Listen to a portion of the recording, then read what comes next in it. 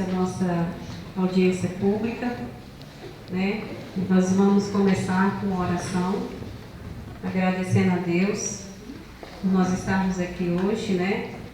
Pelo fôlego de vida, pela saúde, pela nossa família e por nós termos, né, um compromisso com a educação de jovens e adultos.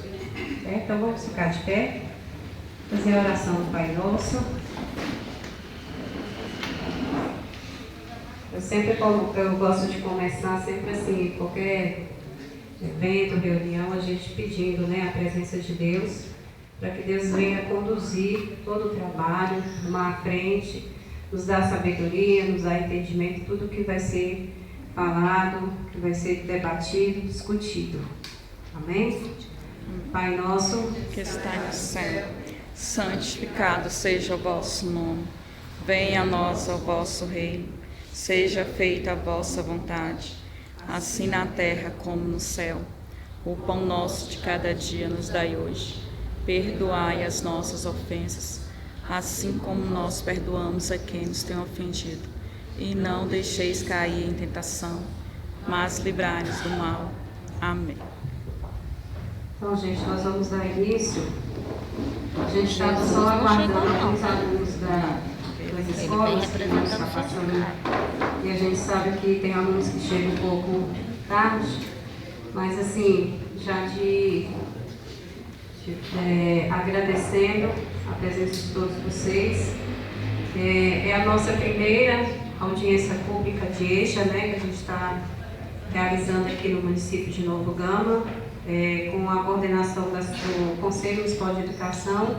Aqui nós só vamos ter uma conversa, ter um norte para que a gente possa estar regulamentando, normatizando a EJA no nosso município, tá? Então, assim, eu quero chamar para compor aqui a mesa.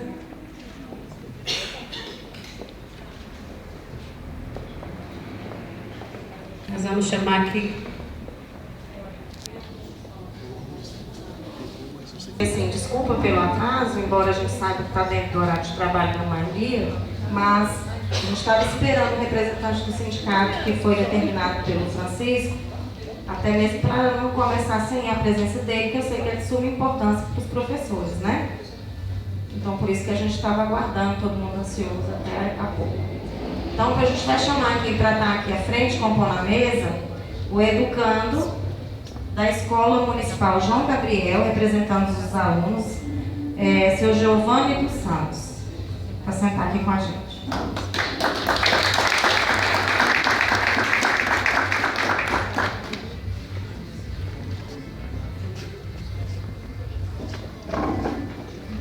Gostaria de chamar também, para estar aqui com a gente, o educando e poeta da IFG de Goiânia, seu Ademilson Teixeira Sobrinho, também aluno da EJA.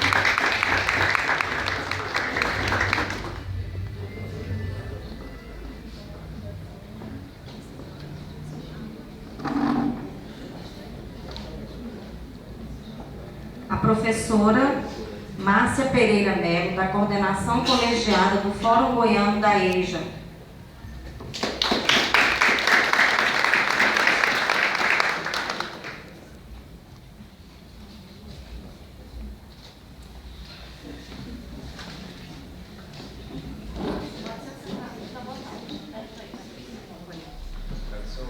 O professor João Luiz Dias Almeida, militante do Fórum Goiano da EJA.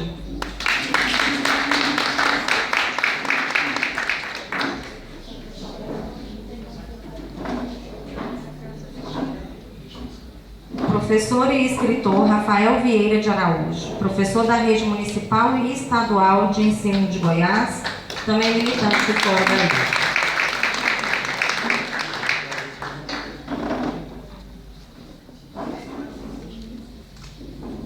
Professora Irlândia, representante do Sindicato dos Professores de Novo Gama, Goiás.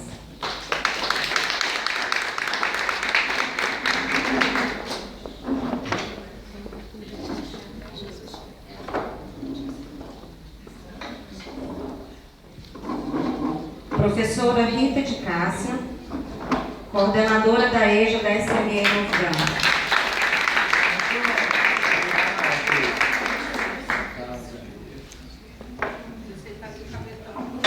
A professora Eliane de Jesus, coordenadora pedagógica da Secretaria Municipal de Educação de Novo Gama.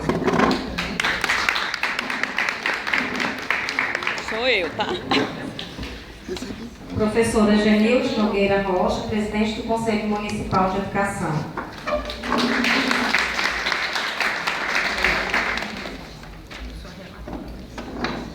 E a senhora Maria de Lourdes de Oliveira Brito, secretária municipal de Educação de Novo Gama.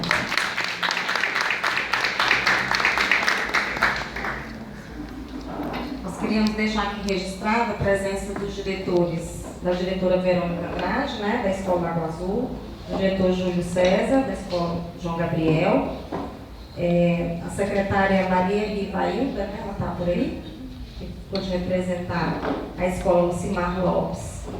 E da Escola Ponto Final, tem algum representante da secretaria? Tem os professores. Tem os professores, né?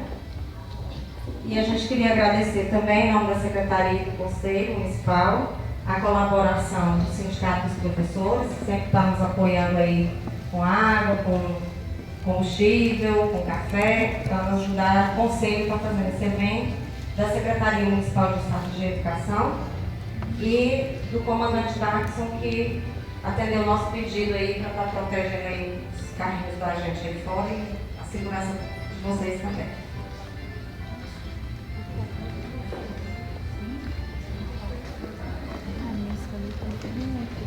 Agradecer à diretora da escola por nos ceder a escola, pela equipe ter preparado com boa vontade.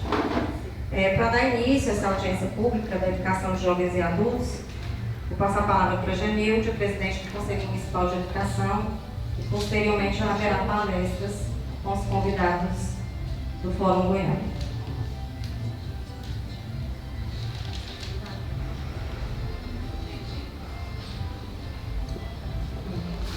Como eu já havia falado, né? Eu esqueci até de me apresentar, é com muita satisfação, muita alegria e honra, né, da gente estar aqui discutindo, vamos aqui discutir a importância, a valorização da modalidade de EJA. E agradecer toda essa equipe aqui maravilhosa do Fórum Goiano, o qual eu tenho o maior orgulho de participar também, né? Todos os meses, uma vez por mês, nós estamos lá debatendo, discutindo sobre a questão da EJA no estado de Goiás. E assim, o Rafael, a Márcia, o João, o seu Teixeira, e seu Teixeira educando, né, seu Teixeira? E eu pedi a eles para que eles viessem aqui para a gente estar compartilhando, né, a educação de jovens e adultos. Eu gostaria que todos os professores, né, os alunos que estão aí, participem, façam pergunta. Nós vamos aqui conhecer também um pouquinho da educação de jovens e adultos no estado em Goiânia. Eles também têm assim, muitas coisas boas para estar trazendo para a gente. E como eu já falei, né, a EJA aqui, nós temos 4 escolas que atendem a modalidade de EJA. E todas as 4 têm os 2 segmentos, né, o primeiro e o segundo segmento. E estamos aí para estar cada dia mais melhorando, né, ajudando, contribuindo para uma educação de qualidade. Esse é o nosso objetivo, o nosso trabalho enquanto Conselho Municipal de Educação. Que seja um conselho realmente, que seja atuante, que esteja realmente preocupado com a educação do nosso município. E assim, para ser bem rápido, eu quero passar para a nossa secretária de Educação também, né? Não podemos deixar de ela fazer uma palavra também. Muito obrigada.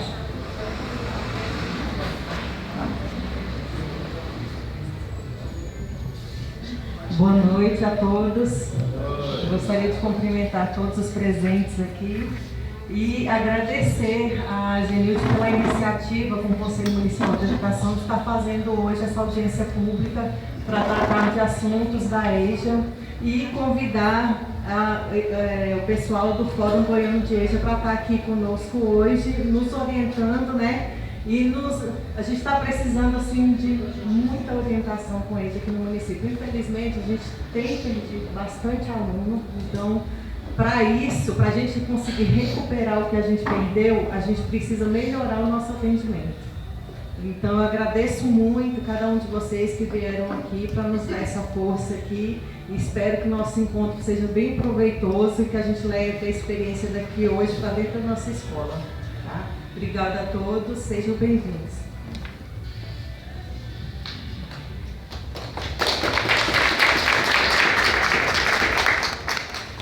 Gente, sem muita demora, né, nós vamos passar agora a fala para os nossos palestrantes.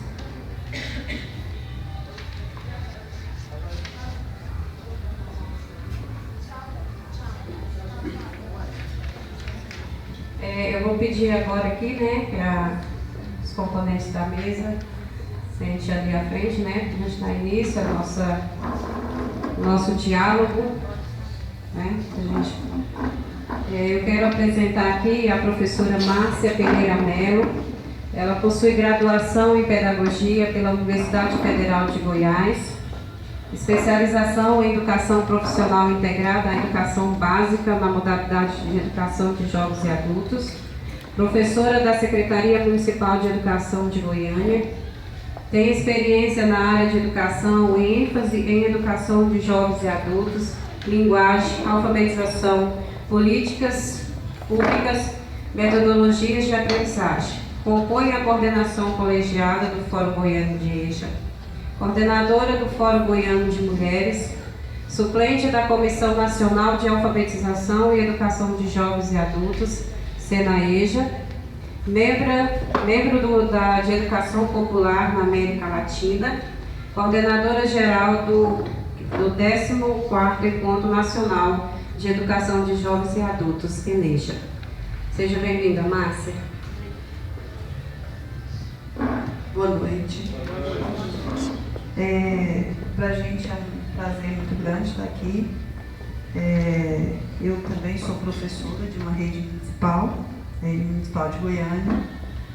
Eu vou, assim, em respeito a vocês que estão sentadas, eu gostaria também de ficar sentada, para a gente não trabalhar a questão de superioridade, mas de que a gente vai estabelecer um diálogo aqui entre pares, né, entre sujeitos, e aí que a gente fique na horizontalidade. Tudo bem? Obrigado. Agradecer as meninas, né, a Genilde, a Rita, por ter nos convidado aqui para esse momento e estar dividindo a mesa com os companheiros nossos lá do Fórum Goiano de Educação de Jovens e Adultos. Eu venho falar um pouco aqui da experiência que eu tenho vivido em Goiânia hoje, enquanto gestora da Educação de Jovens e Adultos de Goiânia. Eu estava ali conversando com a Rita, né? Perguntando para ela quantas escolas ela tem que atender na educação de jovens e adultos. Inicialmente eu assustei, que ela falou 32. Eu falei, nossa, que legal. Ela, não, é 4 atendendo, 32 é o município. Aí eu pensando nos nossos números em Goiânia, né? A gente tem 74 instituições atendendo a educação de jovens e adultos, ou seja, dentro das escolas. Nós temos 36 turmas de extensões de 1ª, 4ª, 5ª, 8ª, fora das nossas escolas, né? Nós estamos hoje com um quadro de 750 professores atuando na educação de jovens e adultos na rede municipal. Então são números assim, bem gigantesco, e também gigantescos são os problemas que a gente vivencia também, né? A questão do afastamento do aluno, a questão da evasão, dele ir embora esse ano, o ano que vem tentar voltar de novo para a escola, né? Então são problemas que a gente vivencia também lá em Goiânia. talvez os problemas, eles são parecidos, né? Porque não é só um desejo, às vezes, que faz a gente ficar na escola, não é verdade? Para além desse desejo, nós temos uma família para cuidar, nós precisamos trabalhar. Às vezes o trabalho não nos dá o ânimo suficiente para chegar e vir para a escola. É uma batalha, é uma briga todos os dias. Como enfrentar essa briga, como enfrentar essa batalha, né? Então são questões que a gente também vivencia, que a gente também dialoga, que a gente também discute. E aí é fundamental nesse momento o papel do professor, né? O professor, ele assumir a educação de jovens e adultos, não só enquanto mais um trabalho dele, mas enquanto um compromisso social, né? Compromisso social, ele vai para além da minha função de professor, né? Eu sei que nós, enquanto professores, a gente luta, briga por melhores condições de trabalho, pelo nosso piso salarial, por todas as nossas demandas necessárias para a gente exercer a profissão. Mas na educação de jovens e adultos a gente fala sempre, né, que a gente não é só professor, a gente milita na educação de jovens e adultos, porque a gente está lidando ali com pessoas que foram a vida toda excluídas de um processo e que ela não teve a condição de permanecer na escola, ou ele não teve a condição de ir para a escola muitas vezes.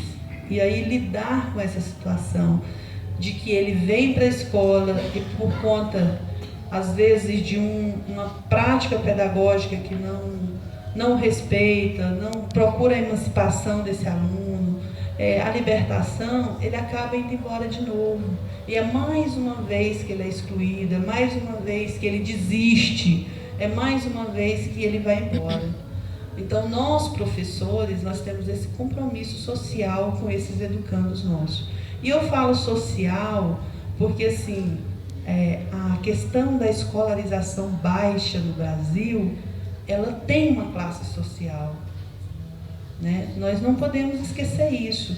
Não são as pessoas ricas que têm posses e dinheiro que não têm estudo, né? Quem não tem estudo são as pessoas que não tiveram oportunidade, porque quando era criança estava na lida trabalhando. Em vez dela estar na escola, ela estava trabalhando. Então é um compromisso social nesse campo. Então, por isso que nós professores, não podemos esquecer nunca dessa questão. Então, se é um compromisso social, a educação de jovens e adultos, ela tem que ser pensada no campo da educação popular. Eu tenho que trazer os princípios da educação popular, que é de uma educação libertadora, de uma educação emancipatória, de uma educação que consegue ouvir aquilo que o aluno vem buscar na escola. Se eu não tenho esses princípios da educação popular, eu não consigo pensar ele socialmente. Eu não consigo pensar esse aluno transformador, esse aluno que se liberta de todas as dificuldades que a vida hoje impõe para a gente. Então, por que eu estou colocando isso, né? Eu estou colocando essas questões porque, fundamentalmente, a educação popular, ela tem que pensar os sujeitos como um todos. Quem são os sujeitos da educação de jovens e adultos? Somos todos nós.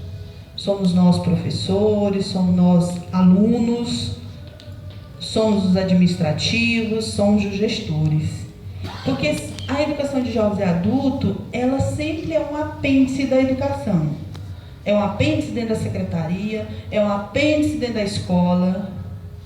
E se os gestores não entenderem que ela não é um apêndice, que ela hoje tem financiamento, o João vai aprofundar um pouco nessa questão do financiamento da EJA, hoje todos os alunos são contados na merenda escolar, que era uma coisa que nós não tínhamos anteriormente. Então, todos os alunos hoje são contados na merenda escolar, né? Então, se o gestor não estiver atento para isso, se ele não entender dessa modalidade, se ele não entender desse processo, ele não vai conseguir pensar políticas para atender a esse grupo, a esse coletivo, né? Então, o professor que entra para trabalhar a educação é o mesmo processo. Se nós não tivemos formação inicial sobre educação de jovens e adultos, não é verdade? Quando nós estudamos, o máximo que a gente via falar era de meninos, de crianças, do adolescente, dos meninos lá do ensino médio, mas a pessoa adulta, né, o trabalhador, nós não tivemos formação para isso. Então, nós somos pesquisadores, que é outro princípio da educação popular, o professor pesquisador. Por quê? Pesquisador porque eu tenho que estudar, eu tenho que produzir, eu tenho que fazer pesquisa para entender processos pedagógicos para trabalhar com esse educando. Não é verdade? Então, a rede, ela tem que pensar, então, uma estrutura que o professor tem esse tempo para estudar também, né? Que ele tem esses processos coletivos com os professores, né? É fundamental que a escola seja um espaço de pesquisa também para o professor, tá certo? E essas questões, eu hoje como gestora lá dentro da Secretaria Municipal de Educação, da Educação de Jovens e Adultos, é uma coisa que a gente, assim, o tempo todo a gente debate, tanto dentro da secretaria, porque é uma secretaria imensa, né? Nós temos 350 instituições de educação, nós temos 120 mil alunos, né? 120 mil educandos, então é uma rede grande. Mas, mesmo essa rede grande, mesmo tendo condições, a educação de jovens e adultos, é uma luta, é uma labuta todos os dias. É uma labuta nossa lá dentro, é uma labuta do professor dentro da escola, né? E aí, por isso que a gente tem que estar junto nessa história. É óbvio que nós vamos ter as tensões, os embates, isso é natural e é um processo educativo, inclusive. Agora, nós não podemos esquecer que o nosso objetivo é o educando, tanto o gestor quanto o professor, né? Então, dentro dessa questão, é preciso que a rede, ou municipal ou estadual, ela tem uma proposta pedagógica, né? Ela tem uma proposta político-pedagógica. Por quê? Essa proposta político-pedagógica, ela vai nortear o trabalho lá da escola, né? Então, a proposta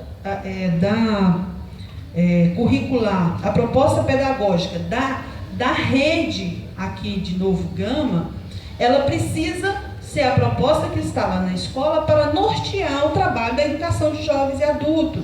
Ela precisa organizar a educação de jovens e adultos com a carga horária dos educandos, com os horários dos professores, com a carga horária do professor, que ele tenha o momento individual dele estudo, que ele tenha os momentos coletivos, né? Então ela precisa ter essa questão.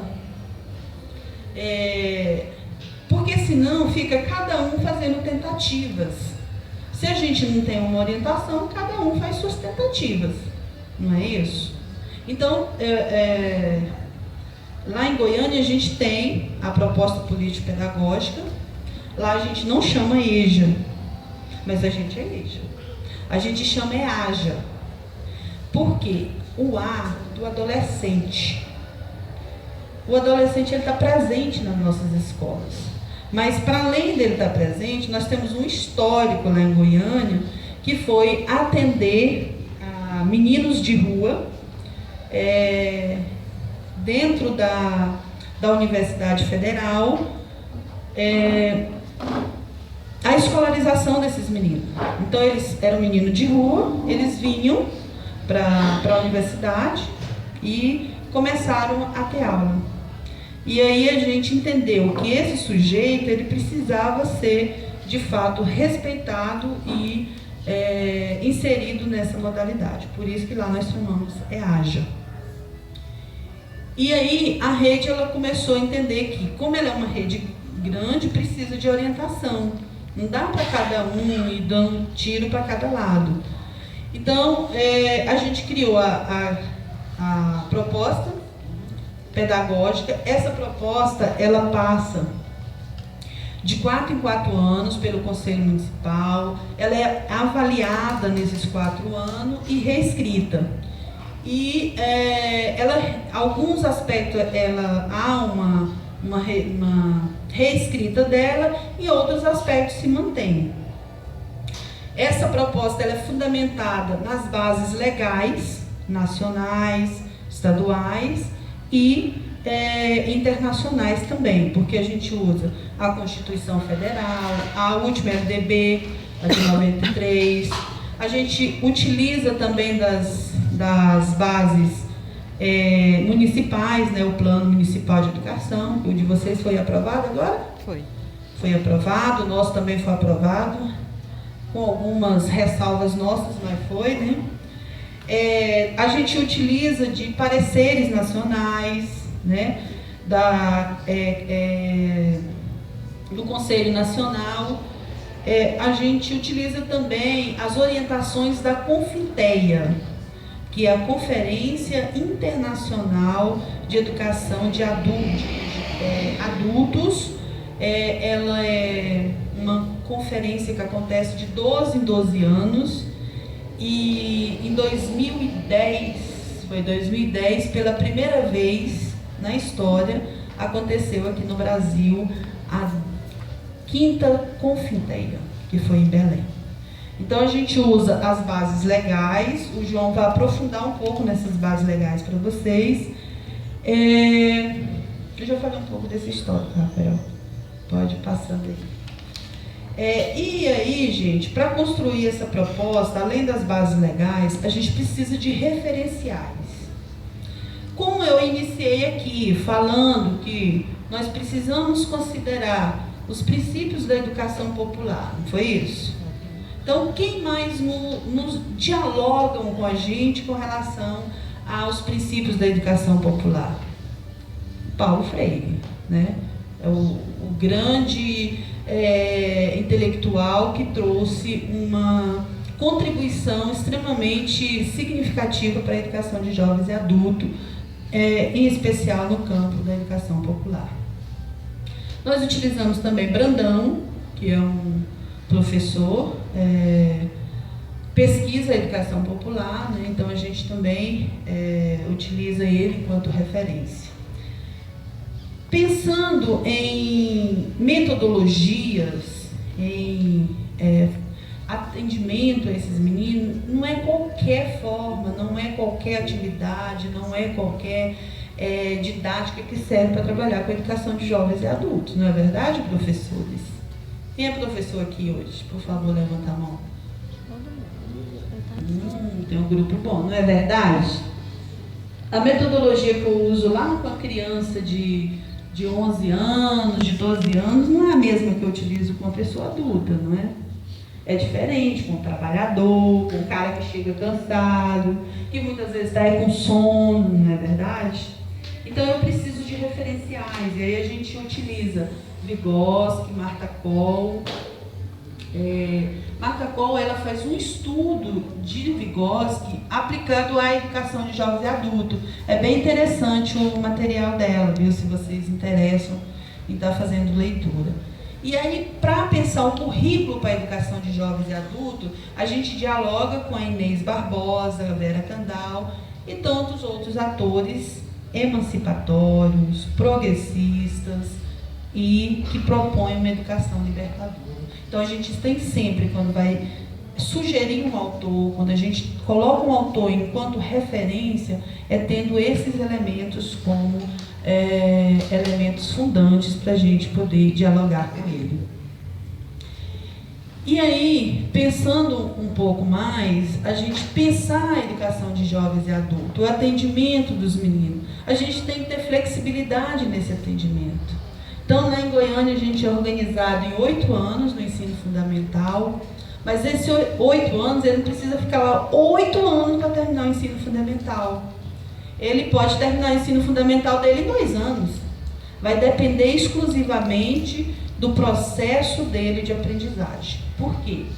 Porque nós temos um dispositivo na lei que chama avanço, né? Então, o Conselho fez a resolução do avanço e o aluno, o professor, pode avançar esse aluno várias vezes no ano, a qualquer momento do ano. Ele faz um registro, uma ata, tudinho, né? E é feito esse avanço do aluno. Então, o aluno, mas se ele necessitar de 8 anos para ele terminar o ensino fundamental dele, vai estar garantido lá os 8 anos. Mas se ele não precisar, ele vai avançar muito mais rápido. Então, é um direito que a gente entende que o aluno tem na escola do tempo. Não é eu que vou definir se ele vai ficar 2 anos, 1 ano ou 3 meses. É a necessidade dele, né? A outra questão é com relação à organização. Em Goiânia, nós temos hoje 5 formas de atendimento da educação de jovens e adultos. Por quê? A gente foi percebendo que uma forma, 2 formas, não dava conta de responder a diversidade que é os nossos educandos. E aí a gente foi propondo tudo ao conselho, né? Mandava a proposta para o conselho, a gente quer atender assim, assim, assim, porque é essa necessidade. O conselho ia lá, avaliava e aprovava a proposta. Então, assim, eu não vou aqui especificar cada uma, porque o tempo nosso não dá, mas pensar uma proposta pedagógica, eu tenho que pensar nesses atendimentos. O atendimento da escola aqui, qual o nome da escola? Essa não tem. Essa não tem, mas é Machado de Assis. Não. A escola do seu Giovanni, que é a João Gabriel, né, seu Giovanni? Ela é diferente da outra escola. Elas precisam ter o mesmo atendimento, ser igualzinho. Não. Né? Ela não precisa ser igualzinho. O currículo tem que ser igualzinho. Não precisa ser igualzinho. Por isso que o currículo nosso lá, ele não é um currículo fechadinho. Eu tenho que dar esses conteúdos aqui durante o ano. Não. Eu vou construir esse currículo a partir de onde? A partir daquela realidade, daquela escola, daquele grupo. Tá certo? Em respeito a quem? Aqueles educandos. Tá certo? E aí, quando a gente define o currículo para o aluno, eu estou definindo o que o aluno tem que aprender. Aí, será que eu tenho essa condição de falar o que o seu Giovanni tem que aprender? Ou é ele que tem que me falar? E aí eu, enquanto professora, sistematizar isso e organizar esse currículo. Né? Isso que eu tenho que pensar. A nossa avaliação, o processo avaliativo nosso, nós temos 2 formas de registro da avaliação. A avaliação, ela é diagnóstica, ela é processual e ela é formativa. Mas nós temos 2 formas de registrar, que é a nota, que hoje 36 escolas, 36, né, 36 escolas hoje fazem dessa forma, a notinha lá de 0 a 10, e as outras escolas, inclusive de 5ª a 8ª, o registro é através de uma avaliação descritiva. Né? Então eu não olho para o seu Giovanni e falo para ele, seu Giovanni, você vale 8. Não, eu vou olhar todos os aspectos da aprendizagem do seu Giovanni e fazer uma ficha descritiva explicando esses aspectos de aprendizagem e a evolução dele, certo? Então nós temos essas 2 formas de registro da nossa avaliação. Falei já. Ok, pode ir. Então, lá nos princípios. Isso. Nós, dentro da nossa proposta, e aí da proposta curricular, a gente trabalha com os princípios do conhecimento, da linguagem, da aprendizagem e trabalho coletivo. Por quê? Porque são esses elementos que vão ajudar a gente esses princípios, eles não são trabalhados com o aluno, eles são princípios para a gente buscar. Por exemplo, quando eu vou trabalhar uma atividade, eu tenho que trabalhar a questão do conhecimento com esse aluno, a questão da linguagem com esse aluno e a aprendizagem. E aí, por quê? Aí o outro, só indo aqui, Rafael. E os eixos, trabalho, cultura, cidadania e identidade. Por que a gente trabalha essas questões? Porque nós temos, lá em Goiânia, uma organização com os professores que se chama Base Paritária. A base paritária, a base dela, o eixo dela é a interdisciplinaridade. Lá, nenhum componente curricular tem carga horária maior que o outro. Então, a língua portuguesa, artes, educação física, geografia,